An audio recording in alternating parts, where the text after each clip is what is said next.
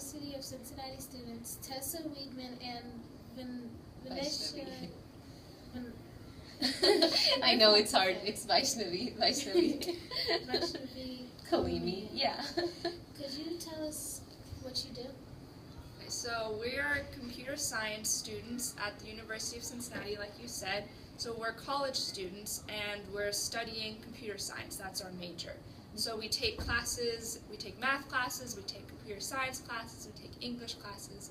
That's what we're studying right now. So we're students in college. What jobs could you get with your degrees that you have? So the degree that we're pursuing right now is computer science, right? And with computer science degree, you can do so many different types of jobs. There's like, you can be coding and you can do like app development, you know, where you build these apps, or you can make video games, or you can be like, I'm trying to think of a couple other good examples. Basically anything that has a computer needs a computer scientist to work on it, and we can work in all those areas. Everything that you use every day, maybe a microwave, your refrigerator, all of them have the brain of the computer in them, which is the processor, the chip, and that makes all of these computers on their own, and all of them require computer scientists to work on them, and that's what we will be doing when we graduate. We'll be working on the things that you use every day to make them better. Right? So like, is a little computer chip, like how big is it? It is tiny. It depends on what device you're using it. Like, let's say your computer systems in the computer lab. They're huge, right? But like when you say there's a computer in the microwave, you obviously don't see the computer in the microwave, right? But there's this small tiny chip that like when you press the button, it does something, right? It's heating up your food or whatever it's doing.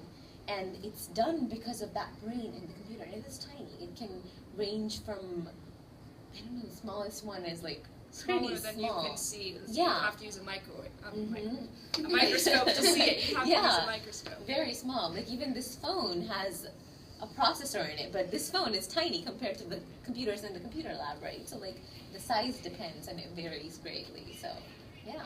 Is there sometimes like little setbacks with it sometimes? Yeah, so computer science is, there's a lot of trial and error. So if you guys who are watching the video, if you did the hour of code, maybe you saw that you didn't do it right the first time, every time. And that's a process that you learn in computer science. You learn to try this, and if this doesn't work, you have to try something else. So you have to be pretty patient with it. But because of that, it also allows you to be really creative, and you can try lots of different ways to try to solve your problem.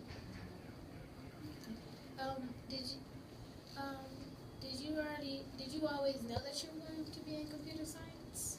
Well, for me, I actually always wanted to be a doctor, but in the end I really love math, and so that it's computer science, especially coding, is all about like logical thinking and solving puzzles, and it's a lot of fun once you start doing it. And in the end, like when I started doing more and more math and more programming, I realized I really, really loved doing that. So I didn't know that I was going to be in computer science. It's just that when I started enjoying it, I was like, you know what, this is what I want to do. So yeah, what about you? Yeah, for me, I always really loved anything to do with computers. Like I was always playing games, or I don't know, do you ever play on the website called Neopets? I think so. Yes, good. So maybe it's a little bit too old for you guys, but it was a website where you had your own pets and you had your own web pages.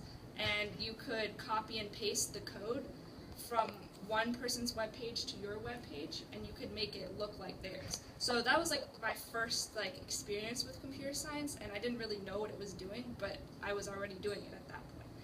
And I always, like you said, I always really loved math and science, and I thought I wanted to do something maybe with like engineering or something like that. But when I learned that there was a whole major, a whole thing you could study just with computers and programming, that's what I knew. And that wasn't until like my last year of high school. So you definitely don't need to know that I definitely want to do this, I definitely want to go into exactly this field and do this at your age. You have so much room to think and like learn new things. And and the thing is, you don't absolutely have to love math, or like a lot of people think that computer science means you have to be really good at math or you have to be really good at that. That's not the case. You learn as you get there. Even if you come with no knowledge, they'll teach you, and that's the beauty of it, is that you can learn. You can start learning today, even if you're like in kindergarten or if you're a sixth grader, or no matter what grade you're in, you can start now and get better at it. And you don't have to be already good at it. It's just you have to like be willing to put in the effort to learn it. Yeah. Who inspired you guys to do this, and like who like helped you on going higher to do this? Do you want to go first? Yeah, so my first inspiration was probably my dad, because he's an engineer. So I always, when we got to visit him at work, that was always really cool. But what inspired me the most, I think, were my teachers at school. So I always loved going to computer class and like doing all those things. And I had one teacher in high school who did all the technology classes, and she was really awesome. Her name was Mrs. Brinkman.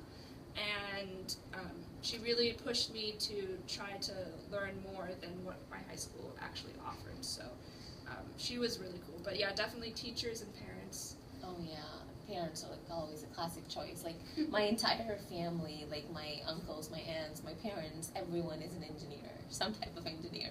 So it was kind of like, I don't know, it was just, I was always like leaning towards that field a little bit, and technology was something that was more trendy and current, and you know, it was like a lot more fun to do it, especially like, you know, all the new things coming up. It's never a constant thing. You're always learning something new, and it's always challenging you to do more, and so it's really fun once you get into it. So yeah, that's what inspired me to do it. My parents and like friends and people who are like really cool with computers, they're like, oh my god, they're so smart. And so yeah. How would you advise me or our viewers how to do computer science? Well, I think the first step would probably be to like start with something small, even if it's just like the games that you play on, like let's say the Hour of Code, or like doing something really small, like something like that would inspire you to start the process. And the nice thing about the current generation of kids right now is that you have so many resources online. You say like start coding or learn coding, there's like so many places you can go and learn it in a fun way. It doesn't have to be dry or boring. It can be interactive while you're playing a game, or it can be, yeah, I think those are particularly helpful to start. Like if you start at a young age, you really get into it. So never think that you're too young for this. Like have fun with it. Even if you're not going to end up in that field, you'll still be thankful that you know how to code, because coding is literally everywhere. I feel like everyone codes these days. Like it doesn't matter what field you're in, it's required to know some degree of coding. Yeah. What do you think? So what we did today was we did the Hour of Code, and that's a great way to just like jump into something. But even if you say now I don't really know what I want to do, something that's always good is to just try your best at school, especially in your math and science classes. That's important for computer science. And then just be questioning things all the time. Like, how does this work? Or like when we gave the example of a microwave being a computer. Like, how does your microwave know that when you type in 100 to heat up your food for 1 minute? So just be like questioning things, thinking through things like that. And if you decide that you want to learn more, Mrs. Smith is always a great resource for you to use. So just be questioning things, and if you want to learn more, ask your teachers or ask your parents. Yeah, because technology is everywhere. Even the things that you don't realize have technology in them actually have technology. Like when you swipe your card, there's technology to that. When you like heat your food, there's technology to that. It's everywhere. So just open your eyes and see around you, and that should be inspiration enough to like start things. By the time I finish school, how do you think the computer science field will look like? Booming. Like the industry is booming right now. There's so many cool things going on, and I think by the time you guys enter the field, we will have so many more like complicated technologies out, and like there will be a computer in everything. If we think there's computers everywhere now, computers are going to take over once you, like, by the time you graduate. So it has a lot of potentials. there's absolutely no way that you will not have a job. You will definitely have a job if you graduate with a computer science degree, and there's like so much demand for computer scientists. So yeah, well, what do you think? Yeah, definitely computers everywhere, but I think something that's growing really fast right now are robots. So I think maybe even soon we'll start seeing robots in schools that are helping to teach programming or just to do basic things.